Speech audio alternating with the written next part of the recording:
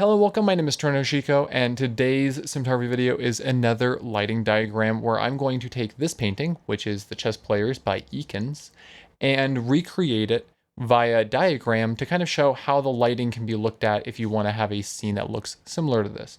Now, I think this is lit by a window from the right side of the frame. And you can see here, the first thing I do is I go through and I find details that I think are of note for how the lighting works, including exposure on faces, the fall off in the corner of the room, how the tone looks at the back of the room, the angle the light's coming in, and maybe how soft those shadows are. Just those kinds of details are where I start out. Then I go over and I get the floor plan tools built into Draw.io and I start building out the shape of the room. I have added a green line here to be a reference for the actual edge of the back of the room.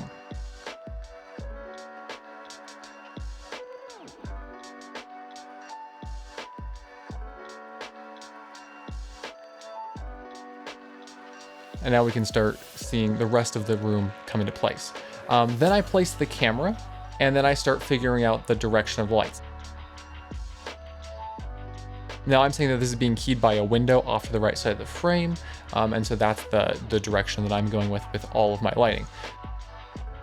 So I start placing the lamps and then other pieces of modifying material like the wag flag and the diffusion. Now I'm thinking to use a 6x6 diffusion silk here, just so that it will be really, really soft. It's a really large source, and we can put a couple lamps behind it to actually make that very bright. I'm using the wag flag or the black curtain if you don't have a wag flag on the left side of the room here behind the gentleman on the left. That way we just get a little bit of negative fill because you can see the shadow on his back. We are using a lantern to help raise the exposure between the three subjects of the painting also. I like to add a note where I describe how I have thought about the situation for the lighting, any details for what I would be using, or any relevant information maybe with the story or how the blocking could work. I think lots of notes help make sure that your information is consistent and clear, especially when you start communicating it to other people.